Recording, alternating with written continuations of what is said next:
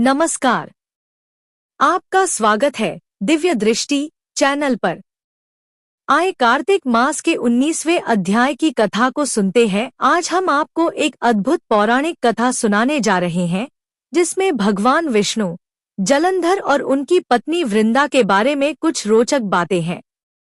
एक बार राजा पृथु ने नारद जी से पूछा, हे नारद जी, भगवान विष्णु ने जलंधर की नगरी में जाकर क्या किया और किस प्रकार वृंदा का पतिव्रत भ्रष्ट हुआ। इस पर नारद जी ने कथा सुनाई कि भगवान विष्णु जलंधर की पत्नी वृंदा का पतिव्रत भंग करने के लिए उसके नगर के उद्यान में ठहर गए। उन्होंने अपनी माया से वृंदा को एक विचित्र स्वप्न दिखाया। स्वप्न में वृंदा ने देखा कि उसका पति नग्न होकर दक्षिण दिशा की ओर जा रहा है। उसके सिर पर तेल लगा है और उसके चारों ओर हिंसक जीव हैं। इस स्वप्न से वृंदा घबराई और जब उसने सूर्यदेव को उदय होते देखा तो सूर्य में एक छिद्र दिखाई दिया, जो उसे अनिष्ट का संकेत लगा। वृंदा इस अनिष्ट के भय से परेशान हो गई और उसे किसी प्रकार की शांति नहीं मिली। वह उपवन और जंगल की ओर चली गई, जहां उसे 2 राक्षस दिखाई दिए, जिससे वह भयभीत हो गई। उसी समय एक तपस्वी अपने शिष्यों सहित वहां प्रकट हुए। भयभीत वृंदा ने तपस्वी के गले में हाथ डालकर उनसे रक्षा की प्रार्थना की। तपस्वी ने एक हुंकार से उन राक्षसों को भगा दिया। यह तपस्वी वास्तव में स्वयं भगवान विष्णु थे, जो माया रच रहे थे। उन्होंने वृंदा के पति को जीवित कर दिया, जिसे देख वृंदा हर्षित हुई और समझा कि यह सब एक स्वप्न था।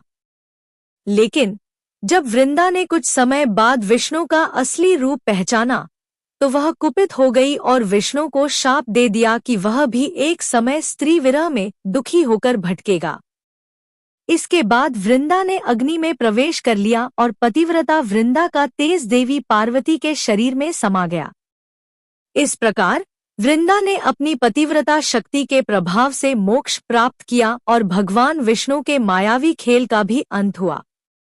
अब राजा पृथु ने देवर्षि नारद से पूछा, हे देवर्षि, कृपया बताइए कि उस भीषण युद्ध में आगे क्या हुआ और जलंधर नामक दैत्य का अंत कैसे हुआ। नारद जी ने उत्तर दिया, हे राजन, जब देवी गिरिजा अदृश्य हो गईं और गंधर्वी माया भी विलीन हो गई, तब भगवान शिव चैतन्य होकर जलंधर से युद्ध करने के लिए पुनः सजग हो गए। जलंधर शिवजी के बाणों को काटने का प्रयास कर रहा था, परंतु जब असफल रहा तो उसने शिवजी को भ्रमित करने के लिए माया का सहारा लिया। उसने पार्वती की माया का निर्माण किया और उसे अपने रथ पर बांध लिया। अपनी प्रिया को इस प्रकार कष्ट में देख शिवजी व्याकुल हो उठे और इस क्रूर चाल पर असीम क्रोध किया। इससे शिवजी ने भयंकर रौद्र रूप धारण कर लिया। उनके इस रौद्र रूप को देख कोई भी दैत्य उनके सामने टिक न सका। यहाँ तक कि शुंभनिशुंभ भी भयभीत होकर भाग गए।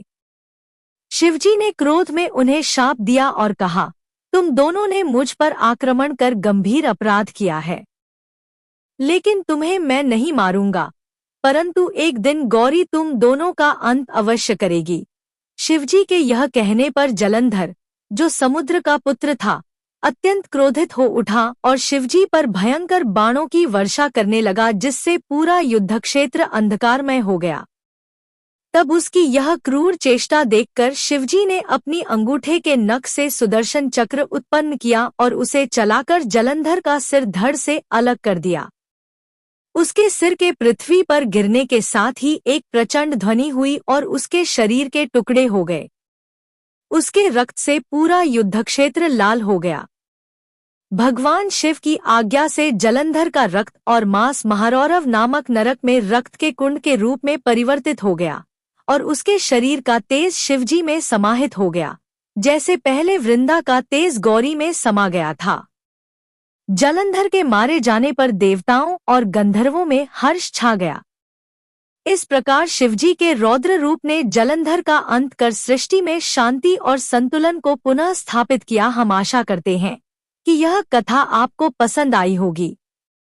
यदि वीडियो पसंद आया हो तो इसे लाइक करें और चैनल को सब्सक्राइब करना न भूलें।